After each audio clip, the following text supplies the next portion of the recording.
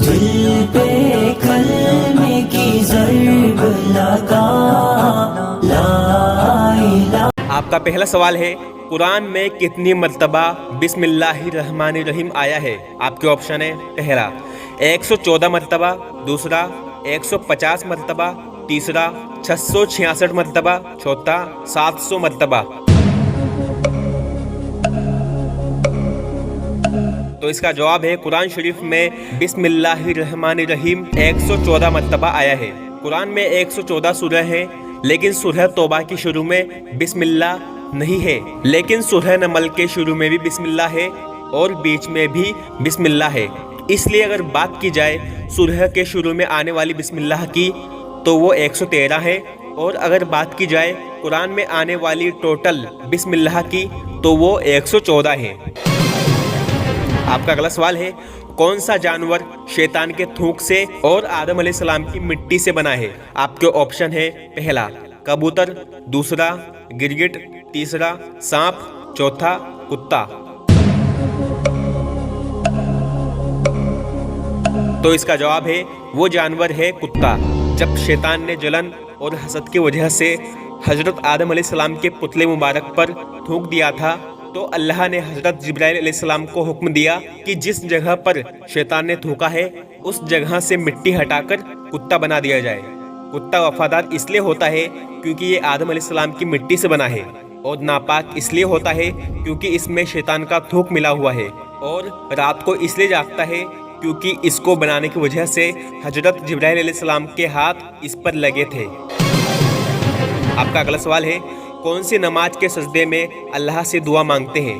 آپ کے آپشن ہے پہلا فرض نماز کے سجدے میں، دوسرا سنت نماز کے سجدے میں، تیسرا نفل نماز کے سجدے میں، چوتھا وتر نماز کے سجدے میں۔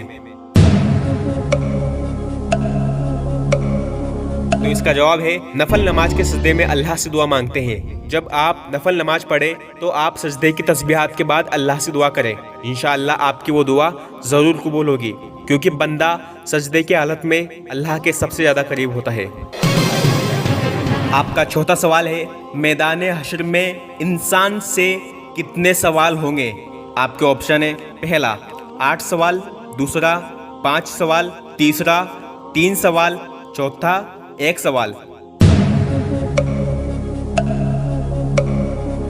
تو اس کا جواب ہے میدان حشر میں یعنی کہ آخرت میں انسان سے 5 سوال کیے جائیں گے، جن کا جواب دیے بغیر کسی بھی انسان کا قدم اس جگہ سے ہٹ نہیں سکتا، اور سوال کرنے والا اللہ ہوگا۔ پہلا سوال ہوگا ہم نے تجھے جو زندگی دی تھی اسے کہاں لگائی؟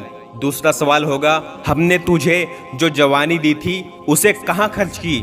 یاد رکھیے جوانی کا سوال الگ سے اس لیے ہوگا کیونکہ جوانی ایسا وقت ہے جس میں انسان نیکیوں میں بھی آسمان تک پہنچ سکتا ہے اور گناہوں میں بھی آسمان تک پہنچ سکتا ہے، اور اللہ کو جوانی کی عبادت بہت پسند ہے۔ جوانی کا ایک سجدہ بڑھاپے کے 70 سجدوں سے بہتر ہے۔ تیسرا سوال ہوگا علم کتنا حاصل کیا اور کتنا عمل کیا؟ مطلب کہ جو باتیں تم جانتے تھے ان پر عمل کیوں نہیں کیا؟ چوتھا سوال ہوگا مال کہاں سے کمایا، حلال طریقے سے یا حرام طریقے سے؟ پانچواں سوال ہوگا جو مال تمہارے پاس تھا اس میں سے کتنا اللہ کی راہ میں خرچ کیا؟ ہر ایک انسان کو ان سوالوں کا جواب اللہ کو دینا پڑے گا۔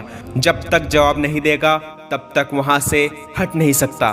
اللہ ہمیں ان سارے سوالات کا جواب صحیح دینے کی توفیق عطا فرمائے، آمین۔ پچھلی ویڈیو میں نے آپ کو ایک سوال دیا تھا جس کا جواب آپ کو دینا تھا۔ ماشاءاللہ بہت سارے بھائیوں نے اور بہت ساری بہنوں نے صحیح جواب دیا ہے۔ تو سوال یہ تھا اللہ نے سب سے پہلے کون سی چیز بنائی تھی؟ تو اس کا بالکل صحیح جواب ہے اللہ تعالیٰ نے سب سے پہلے قلم کو پیدا فرمایا تھا، پھر اس سے کہا لکھ جو کچھ ہو چکا اور جو کچھ ہونے والا ہے، یعنی کہ اللہ نے مخلوق کے پیدا ہونے سے پہلے ہی مخلوق کی قسمت یعنی کہ تقدیر لکھ دی تھی۔ جو کچھ دنیا میں ہو رہا ہے وہ بھی لکھ دیا اور جو کچھ بعد میں ہوگا وہ بھی لکھ دیا۔ اچھی بری قسمت پر یقین کرنا بھی ایمان کا حصہ ہے۔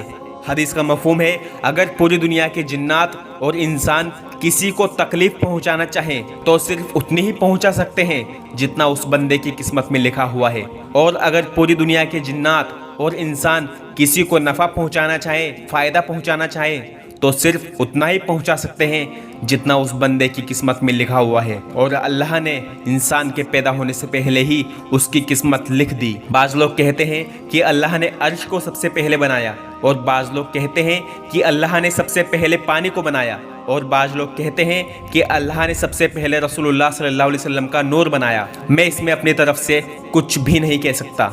मैं आपको जो कुछ बताता हूँ वो कुरान और हदीस की रोशनी में बताता हूँ। फिर भी अगर आपको मेरी बात पर यकीन ना हो तो मैंने हवाले के तौर पर एक वीडियो का लिंक कमेंट बॉक्स में दिया है, आप वो देख सकते हैं। उन्होंने जो कुछ बताया है वो कुरान और हदीस की रोशनी में बताया है। अब मैं आपको एक नया सवाल देता हूँ जिसका जवाब आपको देना है कमेंट बॉक्स में। ईसाई लोग कितने खुदा की इबादत करते हैं? आपके ऑप्शन है, पहला 3 खुदाओं की, दूसरा 5 खुदाओं की, तीसरा 50 खुदाओं की, चौथा 1 खुदा की। तो आप बताइए इसका जवाब क्या है। इंशाल्लाह मैं उम्मीद करता हूँ आपसे